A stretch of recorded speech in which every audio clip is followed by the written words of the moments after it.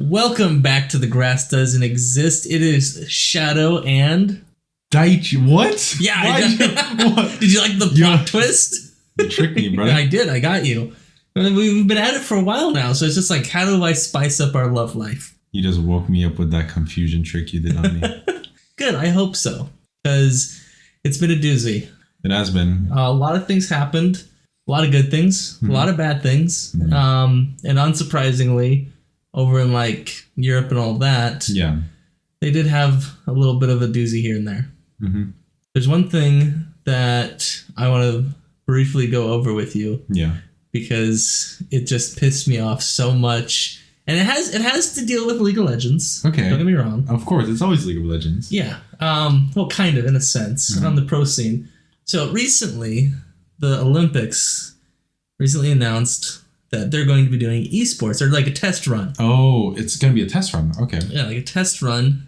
And when you look at when you think that, think Olympics, esports, you think, oh, what are the popular esports right now that they would be adding? We would be thinking about like League of Legends, Valorant. Or CSGO if they just want one shooter.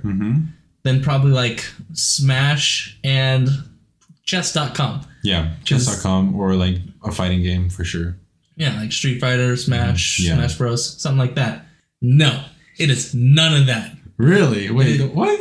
You have like Dance Dance, or what was it? Just Dance 2030. The only Just one. Dance. Yeah, the only one that we thought correct was chess.com. That's it. The rest are all like every single Olympic sports can just be played on like Wii Sports. So they're gonna have like Wii Sports basically? Basically, but at an Olympic level. Okay, give me an example. What's one? Well, you have tennis, taekwondo. Taekwondo. Yeah. You're a big fan of that. Yeah, that's true, but don't know how they're gonna pull that off. Just a bunch of other like Wii Sports, and then chess. I like the chess one. The chess one. The dance one, I feel like is gonna be rigged. Yeah, I don't know how they're gonna do it. I feel like because it like scans your body, right? And I feel like depending on your body, it's gonna be easier for your body parts to scan and get those excellent points or whatnot. I don't know. I don't play Just Dance, okay? But it might be rigged. Who knows? The only thing that I can think about is that the coordinator behind this just wanted it to fail because they don't think esports is an actual sport. It's going to be like some 90-year-old guy from Europe that just has a stick up his ass. I mean, sounds pretty similar to a 9-year-old American with a stick up his ass. Yeah, we call that most of the white people that own esports teams right now that treat it like an NBA team. This is our reality, folks. Yeah. Other than that, not much has really happened in the Rift. You had a couple of changes here and there. Yeah, I think some notable changes, as we talked about, they nerfed the big three, Amumu, Maokai, and Udyr. And after doing that, we're starting to see a lot more early game junglers, I will say Udyr probably still going to be up there. Yeah, and solo queue. But I think he'll be more manageable. Yeah, for sure. He's not going to steamroll you. Somehow you'll just wake up in his bedroom. He's already making pancakes, waffles. Your taxes are done. Yada, yada, yada. It's more of just how'd you get in my house? It's like Goldilocks all over again. Yeah. But instead, but by the time Goldilocks about to be on the bed, Udyr's already... That would be a great Udyr skin. Udyr's already in bed, he's like... Well, no, because Udyr can have... his skins alone change into 4 forms. So you'd have too soft, too hard, just right, and then Goldilocks, the ultimate form. Oh my god. Puss in Boots. That was a great movie. Yeah, it was. But you know what's also great to watch? What? So I've started getting into more of the international, Okay, good. I thought you were about to say LCS because I was going to disagree with you. Well, there's some good moments. No, go ahead. So ever since we started this podcast, I've been getting more and more into the international scene. Of course, I mean, because I want to see what the other because since we have You're talking about the major regions mostly? Yeah, mostly okay. the 4 big ones. Us at the bottom. Are we a major region? Are we? We have enough money to become one. That's how we did that. We basically took the people that decide who's a major gaming region, took like a briefcase of money and then slapped him across the face with it. This is when we just like have to take a moment to thank the 90-year-old American people that have like whatever stuck up their asses that are really rich. A stick. Sorry. Yeah. Thank you. Yeah. Thank you, rich old white people, for allowing us to be a major region in League of Legends. We still suck though. Yeah, we do. But I was watching it and it's actually pretty interesting to see how the rest of the world works. Any team specifically? So for me, I personally have my favorite team from each region. I don't know about you. Mm-hmm. So for me, for Europe, it was Vitality. Mostly because I knew Perks a little bit from when he was in NA. Yeah. Because when he started in NA, or not started, but came to NA. Yeah. That's when I just like was briefly watching LCS with my roommates and all that. And so like, I was just like, oh, him. I like his style because he ints to win. And then that's how it went for me. And then that's like, after that, I started watching a little bit more and more. Mm-hmm. And then now I'm watching like every game. We have this podcast going. Yeah. And so I was just like reflecting on that. I was just like, how's the rest of the world doing? So and then I saw that he's over there on a team called Vitality. Yeah. And they have two amazing players that I've just fallen in love with. Bo we've and talked Photon. about them a lot. I know. They're so great. And so I would put them as my number one LEC team. And honestly, like speaking of that team, like Bo and Perks, they actually mesh pretty well. You know, like you said, Perks, he's got that into win kind of play style. And then there's also Vitality Bo, who's probably one of the most aggressive junglers we've ever seen in the European scene. Yeah. Right. And I just finished watching the finals over there with G2 just destroying. Like, they are a solid team. They are. Not just that. In terms of flexibility. Yeah, in terms of flexibility, solid. Mm-hmm. And speaking of flexibility, my favorite Korean team, and I'm pretty sure they're going to be your favorite Korean team, is T1. Oh, really? Okay, but T1, like, I hated them. T1's your favorite team? Right now they are. Because last year you were voting for DRX to win Worlds. I'm also really big on underdogs. But I didn't like T1 last year, even though they went undefeated in spring and I think dropped 1 or 2 games in summer. Yeah. They were very cookie cutter. They were just like anything that's top meta, that's what they play and they would win at it. Mm-hmm. But when it came to the grand stage, like be all end all, they failed. That's true, which they've done a couple times already. This spring, I felt like we got to see completely like unhinged. Like they basically were just like, we will win how we want to win. Yeah, I mean, we see Zeus just like picking up Jace when he's not even good, you know? Yasuo top lane, Gragas mid, like, and then don't even get me started on Keria and just changing how every low elo bot lane is playing right now. Yeah. And so just like these possibilities of just their constant change. Mm-hmm. And I feel like they're almost creating a meta on its own of just who's more flexible. Because you can't like ban them. Like you can't counter their draft. You can't, because they always have something, you know? Like, but I will say last year, I would say it would be possible because they were playing the cookie cutter. Yeah. If you have no mold to base around T1, you can never guess what their move is. If you see a Gragas, you look at that and go, oh, is it mid-top jungle support or is it the ultimate Gragas ADC? And Keria has played Gragas support before and it's disgusting. Yeah, like Gragas has literally been seen in 4 out of the 5 lanes in T1 in the past year and a half. Oh, God.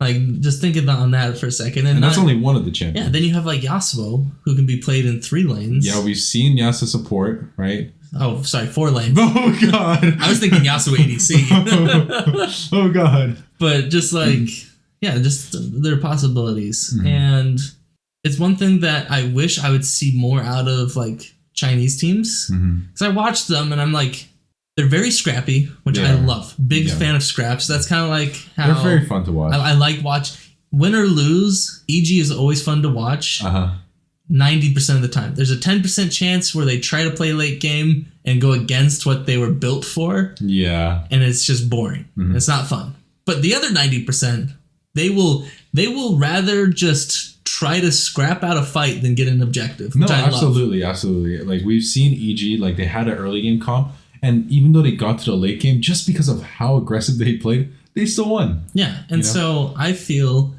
for China, if they became as bold as like T1 and just like the random pickings and how like scrappy they are built over there, for sure, like that team would be horrendous. They would have like comps that are made for all phases of the game.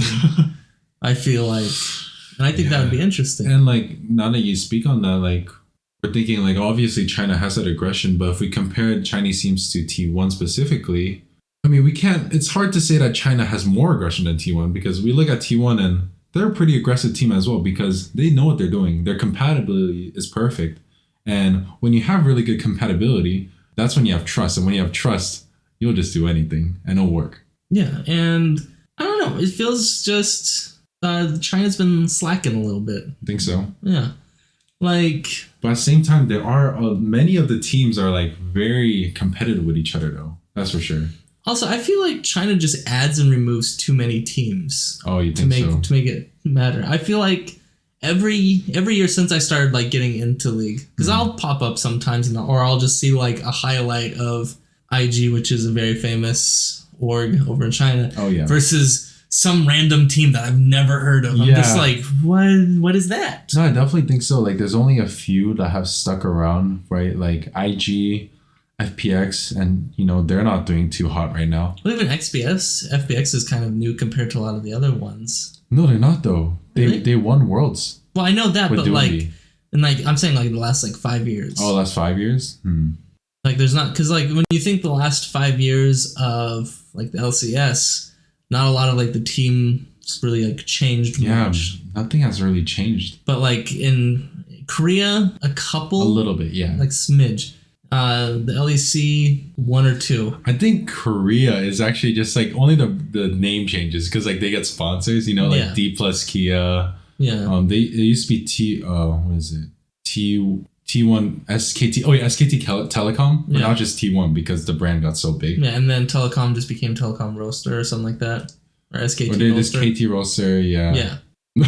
But so like they just kind of like change based up, but I feel like for China, like either the team gets bought out and it's completely just all, there's nothing the same. Isn't it like a Pajama Panda or something team? There's like a like Ninja Pajama like NC or something like that. Funny names. Then you have like OMG, and then there's one that I don't know the name of because I feel like it changes every time I see it. But there's one with a panda, like a Kung Fu Panda-esque with like the rice field hat and everything. I just look at it and it's like, it's so out of that doesn't feel right. Like obviously a lot of players have still stuck around, luckily, but it's hard to really stay loyal to a team when it constantly switches around, right? Like again, I said FPX is IG, EDG, RNG. But after that, there isn't really much that comes to the top of my head. Yeah, and I wonder how their teams work over in China. Like, do they constantly like drop 5 and get a whole new 5? I mean, we did do some research and we know that Chinese players, they put a lot of importance in new talent, right? While in Korea, they just show a ton of money on like top players like Faker, Chovy, and whatnot. Yeah, but I know for a fact that like there's still some like old school people in China that just haven't moved, like the Shy. Yeah, the Shy, Xiaohu, Scout. I don't know. It's definitely impressive, for those players to still hold on to their spot. It really shows how good of players they are. But even if they did lose their spot, I mean, they'll be welcome in any other region. So yeah, and like from like at the end of Worlds last year, you had Ruler go over from Genji to what is it? Which team was JDG? JDG. Yeah. Oh yeah, and I mean he was popping off. I don't know if he still is, but I think when I checked, they're like top 4, top 5 team. It's funny. There's like a lot. I've noticed a lot of Chinese fans. They really love the Korean players. Like a lot. Like when there was Viper, everyone loved Viper, and now there's Ruler, and they're like, oh my god. And the Shy. Don't get me started on that, man. But I don't know. I just feel like each region has like a somewhat different culture behind it too. Yeah, it's definitely. I feel like for Korea, they're allowed to like an individual player, but also are able to like an individual team, and sometimes those two don't have to match. Yeah. For China, I feel like they only care about the player, regardless on what team they're on. Isn't terrible.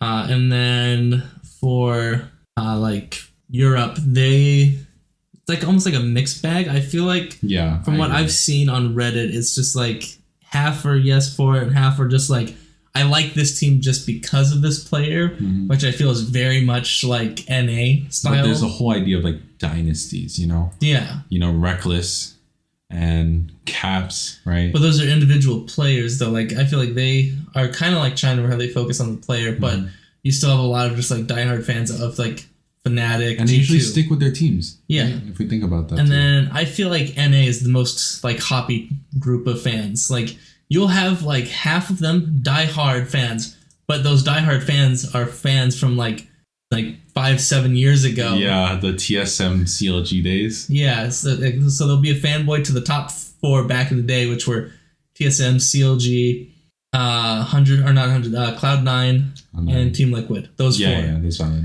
And then that's it. While the rest are like kind of like spreading around, feeling it out. Not everyone can be lucky like me. And just like, well, you're lucky this year. Yeah. No, last year it was wishy-washy. Okay, yeah. Like, but at least I'm sticking with it and consistent. Yeah. And you're talking about FlyQuest, of course. Yes. Yeah. Which, big oof. No, but I definitely agree. It's almost like when it comes to World, it's a competition of philosophies. Yeah. You know?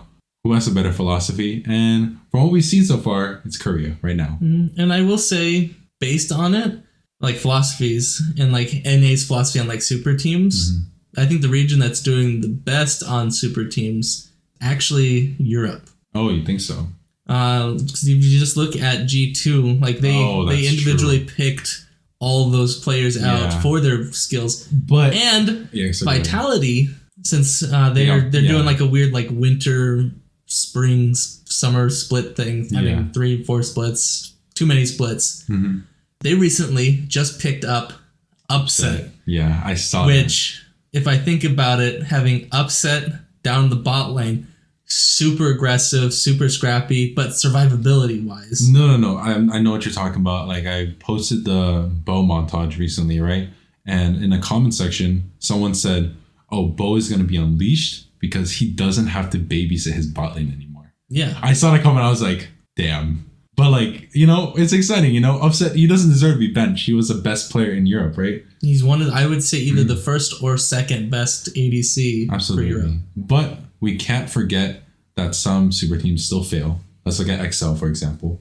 But then we also have to think, is it the player's fault or is it the coach fault? Because at the end of the day, the coaches are behind the scenes, but I still think a big portion of a team's success and failures is the coach. Yeah, and I think this is very much seen in the LCS, where you have a lot of European stars from Europe, China, Korea, that individually alone can be very devastating. But somehow, I don't know if it's like an NA curse or something, but they just get dumber and worse when they come over here.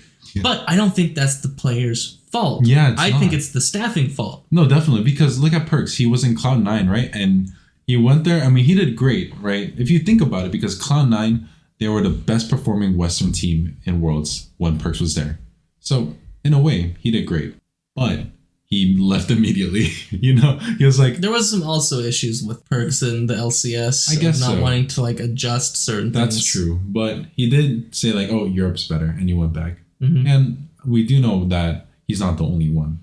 Like, when I think of coaching staff for NA, I think the two biggest problem childs, I'm not even going to talk about Dig. That's a whole mess of its own.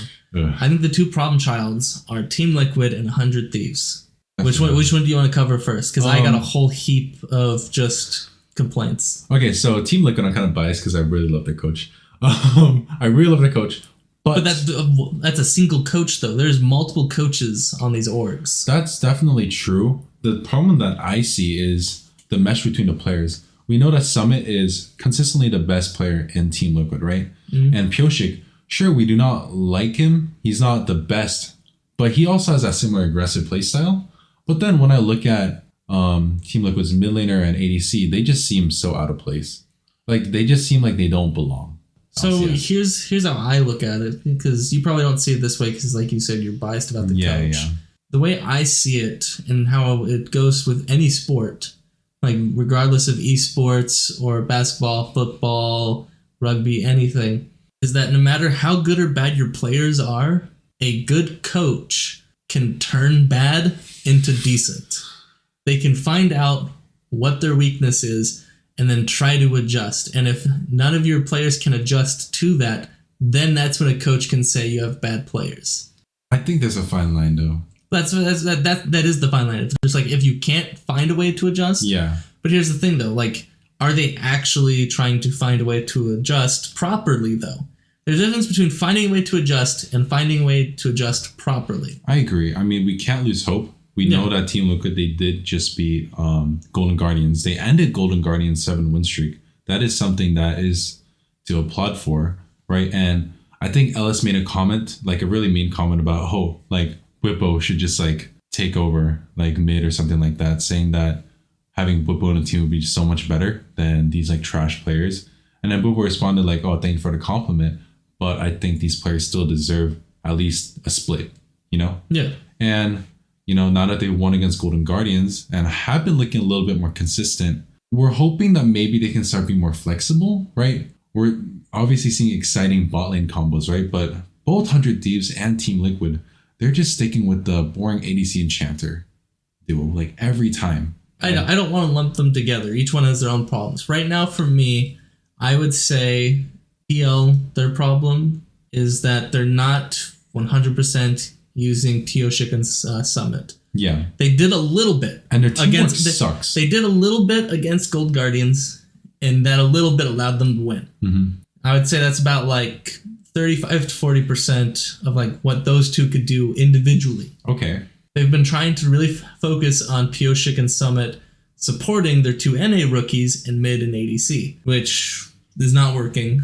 Like, I don't know why I feel like sometimes when I watch the LCS, it's just like a video of a guy just bashing his head trying to like, have you ever seen those memes of like Harry Potter where they just like walk into the station where it was quote unquote filmed, try to walk into the wall thinking that it would work? If you just watch that on loop, that's basically the LCS. You just have a man bashing their head into a brick wall to see if they can go through a door that doesn't exist. Oh yeah, and that's what you think of Pioshik's playstyle right now. Not his playstyle, just the way they're managing him. Yeah, I definitely agree. Like they want him to do their way, but that's not what he's known for. Yeah, they're not known for their way. Mm-hmm. He's known for his way. Absolutely. And I feel like that's the only thing that I can correlate into 100 Thieves. Because with 100 Thieves, you have probably one of the best NA duelist top laners, and arguably a great, not the best, but a great bot lane in a very aggressive ADC and an aggressive support who's like has great pike thresh montages up and down. That's what I'm saying. Like, take advantage of that. Yeah. Right? And even all through Doublelift's career, he's always been aggressive. Absolutely. I mean, we've been seeing some threshes now that the engaged supports have gotten buffed and whatnot. It's almost like Doublelift has taken like the whole like, oh, I'm a Zeri trick to heart, you know? Yeah. Like Busia just constantly being stuck with playing like a Lulu every time. I definitely agree at the beginning of the season, like Lulu was a great pick, Zeri Lulu. Of course you're going to pick that, right? But now the options has opened, right? Stop picking Sejuani closer and stop doing Zeri Lulu, you know? You got so much more in your arsenal. You're Doublelift. You have years of experience and you played these like same ADCs for many years. Also, speaking of closer, you have a great skirmish jungler. Like the man That's what I'm talking about. You got so many good, engaged, aggressive junglers. And I said at the beginning of the podcast. You also have one of the rarest things. You have a weak mid laner. A mid laner that can lose lane but win lane somehow. That's what he's known for. Like, that's why his like famous character is Zillion. He's known for playing weak side. Yeah. Yeah. They know the skill. And most of the time, no one ever thinks that you can do a weak side mid. But Bjergsen made it a thing, and he made it look good. Yeah. And I haven't seen any of it. I haven't seen any aggressive bot side. I haven't seen the mid jungle duo is just not there. The combo's not there. Yeah, like maybe it's because Closer's used to aggressive mid laner, but I feel like Closer should be more focusing on just like invading and then just helping bot and top.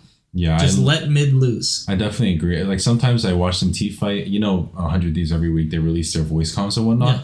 And it just reminds me of my Clash games where we just have miscommunication sometimes. Closer's like, fight. And while he's fighting, like the rest of the team's already running away. And at that point, you're just like, oh, what happened? It's kind of sad to watch. This was a team that we were really hyped about. Really communication issues. Like you went all the way to Korea. You were boot camping with T1, the best team in the world right now. It's almost like they're falling apart more and more. Yeah, as it goes on. And now I feel like great coaching and communication, you could best see it. FlyQuest. Oh, yeah. And as much as I hate to say it, C9. C9? Wait, why do you hate to see it? It's because Sven being... he has the enchanter buff. Oh, okay. But again, even though in that scenario, they found they were just like, we need a support that can like match Berserker's energy. And props to Sven, he even picked Rakan at some point. Yeah. Why is anyone else doing that? He's an enchanter one trick, guys. Yeah. But they're adapting, they're adjusting to one another though. Absolutely. And the best example is FlyQuest. You have a whole team. None of them have really like spent time together. Oh yeah. And somehow I'm so surprised how they're doing so well actually. The language barrier exists for them, like absolutely. But they're almost like a team like Vitality where, they got a Korean top and like a Chinese jungler, but they're able to like communicate and mesh so well together. The same thing we're seeing in FlyQuest. So I don't think there's any excuse for the rest of the teams, like for example, an all Korean speaking team and an all English speaking team to struggle. Yeah, and so I feel like through FlyQuest, you just see great communication. Yeah, they've had one or two flops.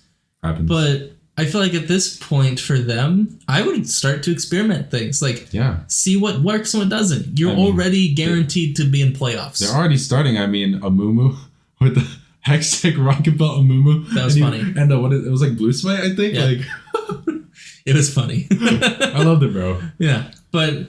They have the right to do that, though. Yeah. They deserve it. And it worked. Yeah. And for Cloud9, we're seeing a lot more just like blabber picks of just like, I'm going to... Rengar. We saw it of Rengar, like, oh my goodness. When was the last time you saw that? Yeah. Hot minute. And it's nice. Like, those two teams are adapting. Absolutely. You can kind of see it in EG. Yeah, do you want to talk about EG this week? EG, I feel like you have like... a large proportion of the team wanting to play how they did last year in the same type of style. Yeah, and it's working. It is. You can't commend them for that. But I feel like sometimes either like a new coach or like either FBR someday just kind of go like, hey, let's go for late. And everyone's just like, how do you do that? How do you late? How do you late? I don't know late. I just know punch. And I like... But somebody got the message this weekend. He picked Garen top. Yeah, he did. I did not see that coming. That was beautiful. I think that was the first time I've ever seen Garen in a pro play game. Well, I want to talk about that game specifically, actually. Because like EG, like you talk about them not being that flexible. But regardless, I think they're probably, if not the best like team that like work the best together. Yeah. Because... if we look at other teams that went against FlyQuest, they were never able to catch Prince, right? But Jojo and Inspire, in my opinion, the best mid-jungle duo in NA, they just caught Prince every freaking time. They caught him off guard so many times, and because of that, they were able to win. They knew the weak point, and they just played scrappy, They played scrappy, and because they played scrappy so much, obviously their mechanics are there, right? We see him pop off. It's amazing because EG last week they went 0-2. They lost to Dignitas, right? Yeah. And then suddenly next week they're just beating FlyQuest and TSM. Like what a turnaround, right? Yeah, and I think the team that I'm most curious on how it works behind closed doors is Golden Guardians. Like how did they go from like kind of I think they went 0-4 at the beginning. I think they might have picked up one or two. They went 0-4 at the beginning, and then they went on a 7-win streak. And they beat more than just the bottom four. So I just want to know like what was like. It couldn't have just been luck. No, there had to have been something. I only say luck can go into like 4 games, but anything above 4 games, you're putting in something. Absolutely. You're putting in work in some way, shape, or form. And I want to see, like, even if it has to be until like the end of this split, I just want them to spill the beans on how they accomplished that. Are they posting YouTube yet? I don't know, but I just want them to spill it. You know why I want them? Why? Because I want all the other teams to take that knowledge and do something with it.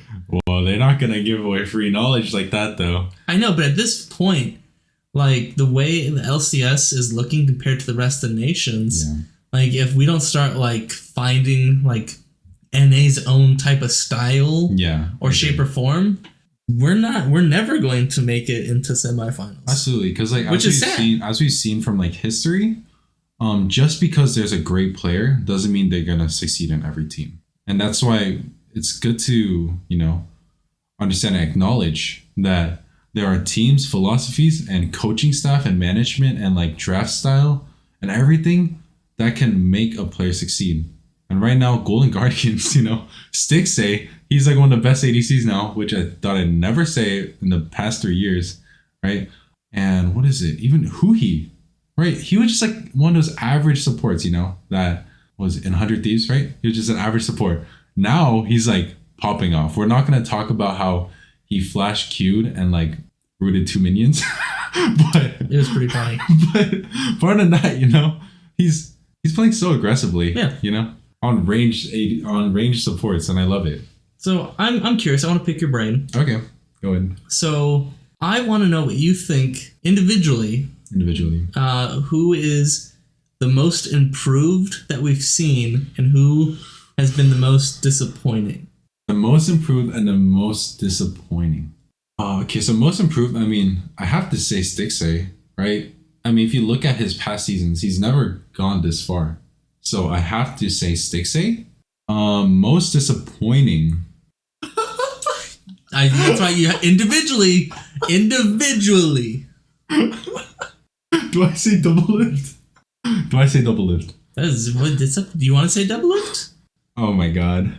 Yeah, put you on the spot. Yeah, I'm gonna say double lift. For me, without a doubt, most disappointing, Jensen. Really? I think it's still good. I think it's a team that's even then, even on bad teams, you can still try to do good. It just doesn't feel like we're seeing the old Jensen. He's never been in a bad team. He's only been in Team Liquid and in Cloud9, and he's smurfed it every time. So you're saying since he doesn't have great players with him, he's no longer great. Is that what you're saying? Yes, kind of.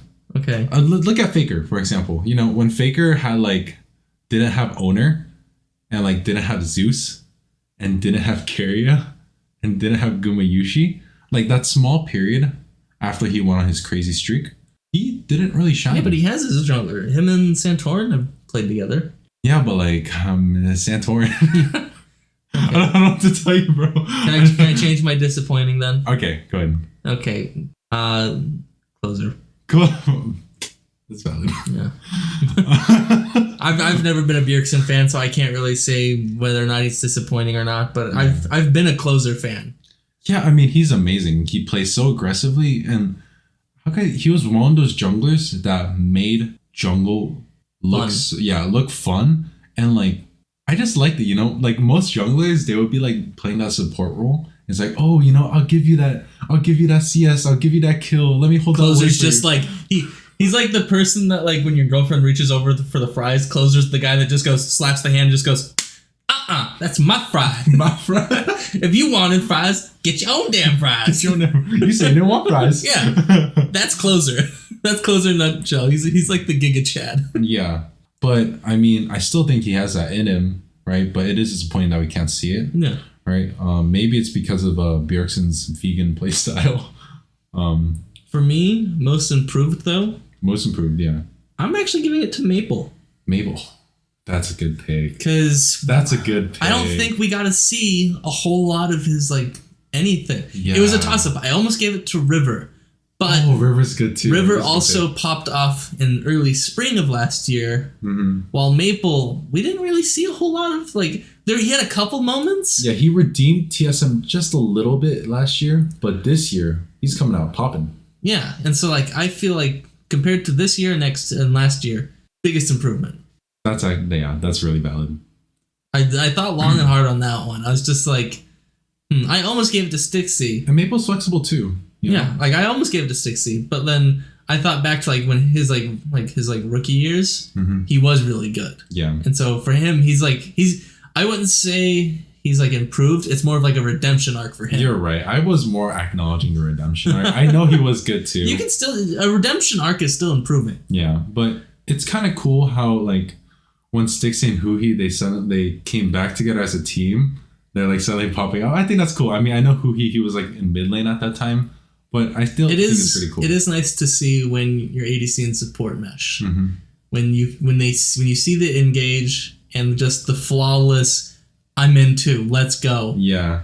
And split second decisions. And that's why Gumayushi and Kiria, like everyone loves that duo, because they're just like that. And hopefully see more of that. Yeah, and a lot of the times you would think that when it comes to those decisions, it's like the ADC making the move. I think it's 100% the support just going, hey you. Follow me and do damage. Okay. I just wanted to CS. Yeah, and I think we're going to see more of that in FlyQuest. As we know, Ayla, he's an IGL. Like, who would have thought, But he's an IGL. He just came in to FlyQuest. He's like, I'm going to call the shots here. And it did look a little fishy because when he came in, they got like their couple losses. Their first loss? Yeah. I think it was when either his like second or first game in, they got the loss. But I think that could have just been like them kind of going like a rough little wave. Yeah, I mean, we can't really blame Ayla for that as well, Yeah. Especially with like the EG game. Also, like EG, I can't even blame FlyQuest. I do think Prince should have played a little bit more safer. EG, they were just on top of catching Prince every time. Oh, without a doubt. And I would think out of everything that I know, I think I like Nemesis more than Diplex, based off of the swap for Cloud9. Oh, you like Amines better than Diplex? Is that Amines? I thought it was like Nemesis. I don't even know. Just call him Eminem. Eminem. Is this like let me pull it. I want to see how you pronounce this man's name. Amines. Amines? Amenis? No, it wouldn't be Amines. There's 3 E's. Too many E's for my dyslexic ass. But yeah, I think Amines, he also picked Yone, right? He picked Yone, and like he also was the first one to pull out the LeBlanc after the buffs, right? He's going at it, Yeah. Wait, Cloud9 has a field. Cloud9 has a field player. Yeah, a couple field players. I also think this is some of their challenger players too, though. Yeah, of course. They got lost. I don't know. I like him.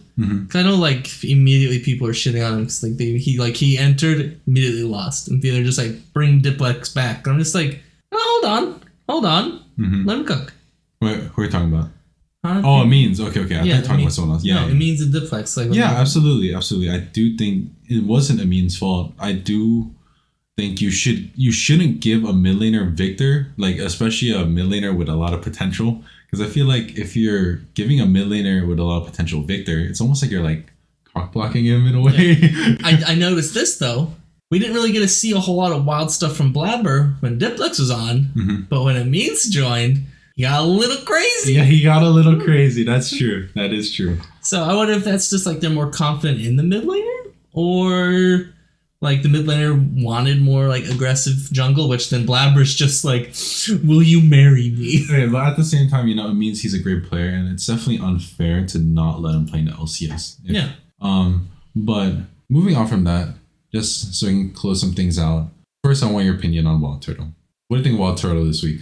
First game, I was just like, I don't know. Second game, I know. I didn't know Israel could do that. Like, I think there's that one point where like he auto queued or auto did the circle thing in Q. I don't know.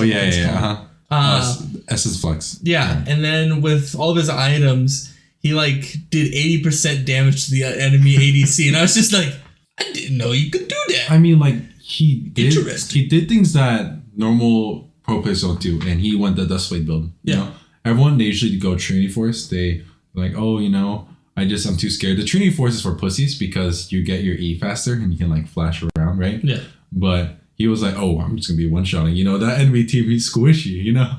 And he be one-shot. And you're right. I was just like, I almost kind of, I don't know if there's a way you can, but I want to see the damage graph of that game. Just like, it would have been high for sure. It's spicy.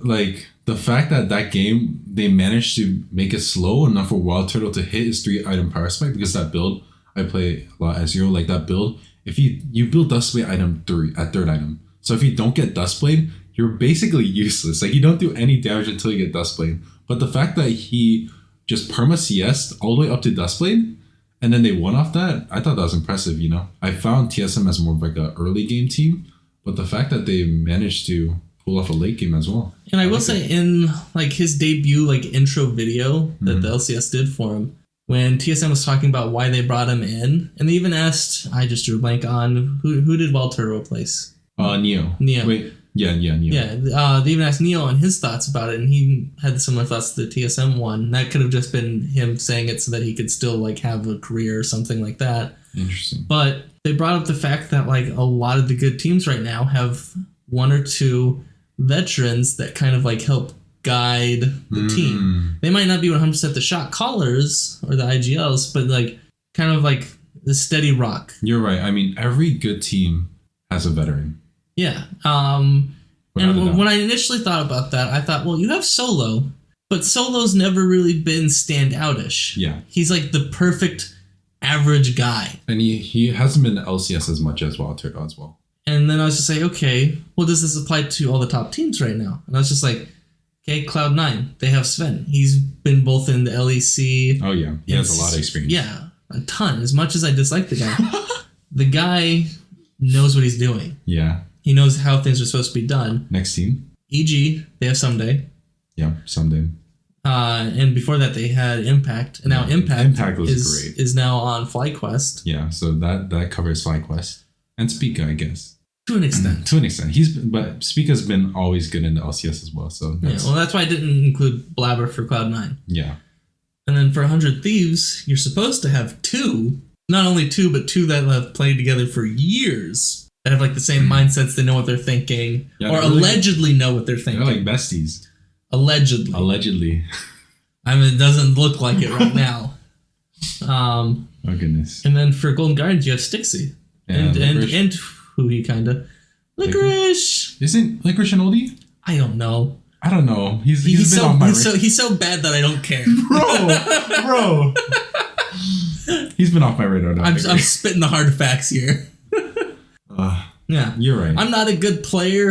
I'm like an iron, but I analyze. I'm like the iron analyst. The iron analyst. Yeah. Okay. What if that's what we are? What if we're just the iron analysts? The iron analyst. We're clearly not in iron. But if we played again, like say you, me, and 3 other of our friends created a team, of course, and put it against like Cloud9. We would look like iron. We would look like iron. Yeah. We would 100% iron. We're definitely the iron analysts at this point. And so I'd say we're like the iron analysts. So looking forward, what do you think that some of the teams have to do better for the next week? That is tough. I think they should just free. It's kind of ironic. I feel like I'm repeating myself. Last year I said free Spica. This year I'm saying free Closer. Free Closer. Oh my god. Not like get rid of him off the team, but just let him do his thing. Let him cook? Yeah.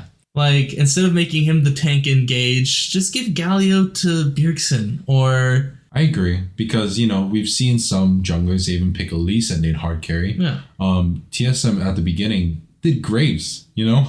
I mean, what a shocker. It was the only Graves game for the season, but it worked out really well, right? And then for, like, the other teams... Golden Guardians, I'd say, is doing fine. EG, just kind of maybe not do late game. Yeah, I mean, the Garen pick clearly Cloud9, I don't really have anything really to say. They're doing well. The 3 that they've lost to, I think, were all just their own faults. What about CLG and TSM? Because if we look at those two teams, I'm going down the line, baby. They're always going back and forth. CLG, the reason why they always go back and forth is because Contracts is not a consistent jungler. He's still not a consistent jungler. He's gotten better. Okay, that's good. That's true. That's true. I feel like for them, they can't make up their mind on their own play style. That's the biggest. They have a lot of hot shots in that team. And I think that's also the problem with TSM is between those two, because they're both really good right now. Yeah. In their own respective ways, but they don't know how they want to play. Like the other four, like the top four players, top four teams, all have a strategy. They all know what they want. 85% with Evil Geniuses. At least with TSM, we got Solo, who's sort of that tank main, right? Yeah, you got a solid tank guy. And you can just leave him alone. He'll just do his own thing. Yeah. Even if he's not on Scion. And now that we got Wild Turtle, hence the name Solo. It's kind of ironic. That makes sense. Team Liquid, I just think they need to figure out how to mesh the players. 100 Thieves, I think they just need to figure out coaching problems. I definitely agree with that. I feel like compared to the rest of the teams, 100 Thieves has a worse drafting ever. Yeah. Immortals, stop building a team around revenge. Dignitas, find therapy. Go touch grass. Grass. It doesn't exist, though. Shoot. My bad. It's going to be hard. That's why you need a therapist. But all in all, I don't know. Yeah, well, here, let me toss a coin back to you. Okay. What do you think, like, instead of changing the team or staff, what do you think, like, a champion or, like, thing in the Rift, like, if you could change something in the Rift to help these bottom five? Like, maybe it's just, like, the champions or just the way the meta is. Like, do you think there's anything that you could change, realistically, to make those bottom five better? Absolutely. And let me guess. I'm going to just snag one of them already. Okay. Buff Zeri for TSM. Or not TSM, 100 Thieves. No, for all of them? Yeah. Buff top lane. Buff top lane? Yeah. We got Summit, insane top laner, right? 100 Thieves. They got Tenacity, man. He's good. So how would you buff top lane? Ooh. Actually, that brings up a good point. Top lane hasn't even been buffed yet. Yeah. They've hard buffed ADC and support now. Mm-hmm. They haven't touched mid yet. They don't know what to do with jungle. They've quote-unquote buffed / adjusted jungle, which I feel like is someone saying, I'm hungry and want flavor. Here's 10 pounds of saltine crackers. I guess that will fill me up, but I'll be depressed. So how I would change top lane is, first, I would nerf tanks a little bit. Okay. And I would TSM. I would nerf tanks a little bit, and I would try to bring back some AP top laners. There's got to be more mixture in the top lane. Because right now, top lane is playing too much of a supportive role. Or they're just like, okay, I need a win lane, and then I can do something. And then I can be stable to help support my team. But we don't got any more hotshots, Fiora is great, but only in the hands of, like, Fudge, I'd say. And even then, he's more of a counterpick to tanks, right? I don't want any more counterpicks. I want some more AP top laners, because I think in that way they can be more impactful to the team. Because that's how I see it. Top lane at late game, they're just supportive for their team fights, but even then they don't support enough. There's some insane AP top laners that can help with that. I could agree with that. What if you instead of like nerfing the tanks, because that would hurt a couple of the bottom 5 or 6. What if you just made it so that the AP, since you want them in there, what if you just like added, since they like doing it, giving them like an execute, like one of their abilities executes out of percentage health, or just max health damage? And buff max health damage. Either buff or give them one. Buff or give max health damage, definitely. Not even like a lot. You don't have to give them a lot, just like a smidge. And allow Nardi scale. That was biased. I think one thing that they could do, and I think it would like spice it up a little bit, is have like a pillar, or like, because like how on the top and bot side they added that kind of like new little valley there. What if they added like another pillar, like the dead center of the river? Interesting. Or like slightly up, not like right by the entrance to make it really hard to gank, but like I feel like a pillar in the river to like either like help obscure vision or just like to use abilities around or like prevent a Scion from ulting from top going all the way bot or just like, yeah, just something. Because I feel like that not only would that affect. Either that or increase the XP gain from top lane. Increase XP gain and then we'll see more aggression. So this is my problem. And I've thought about this before of increasing the XP or gold. If you do enough in the top lane to that, then what you could just see is just the ADC and supports going to the top lane, and the top lane is going down to the bot side. If you do it enough. But the hard point is... that makes the game drag out. You're right. Not only that, then you have the problem of like the junglers constantly just going up there. Then you have like a camping jungler because they're going to want a lot of that XP too, as well as some of the gold. You know, I don't know. I'm not a pro player. That's fair. I think one thing that could be interesting is maybe like increase the amount of gold you get from, instead of having it like every tower, every first tower has like a certain amount of gold that you get. Yeah. Flat in all 3 lanes. What if they had it to where some lanes gave more gold than others? Some lanes gave more gold than others? I don't know. I don't know about the gold. I do think for jungle that should be better. Because I know junglers are like suffering right now from gold. But in terms of the other lanes, I think it's okay. I think one thing I want to say is just bring back duelist meta and make these top laners just fight it out even more. Because right now, we're seeing too many tanks that are just like countering everything, you know? I will say, as a jungler myself, when it is all duelist top, it kind of forces the jungler to play tank. And that becomes an issue. That's what you nerf tanks do. I'm starting to see it now. Yeah. Yeah. But yeah, I mean, I guess that's our whole entire recap for LCS. Things are brewing behind stage. Can't really see it. Not really like physically brewing. Though sometimes I would like a cup of coffee when we do these podcasts. You're tired right now. I am tired. Yeah. I'm always tired. Push you. We got this. Push it real good. Dun, dun, dun, dun, okay, no, that's not a dance break, okay? Oh, what? I'm practicing, so Grass Doesn't Exist can enter the Dance Olympics. I hate you, bro.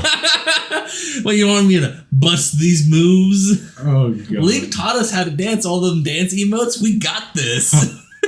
You're talking about Fortnite. Fortnite? Nah, League's been at that way longer. The ribbon griddy. Does Ribbon have a griddy? Yeah, they added the dance for the new skin. For the new one? Yeah, the new ribbon skin has a griddy. Yeah. That's sick. Yeah. That's actually really sick. I like that. Don't buy that skin, though. But I want a griddy. No. Time to ribbon in the jungle. Gonna do the griddy on the scuttle. Let's go. What, no? You don't want a griddy with me? Okay. No, I'm not gonna griddy with you. Okay, then they need 4 other champions that can do a griddy. Why? Who else? No. I want a full 5 stack of griddies just walking down mid lane, just all doing griddy. Come on, that would be cute. It would be cute. You can't deny that. And just know that grass doesn't exist. Man, I just wanted to griddy. No, I'm ending it.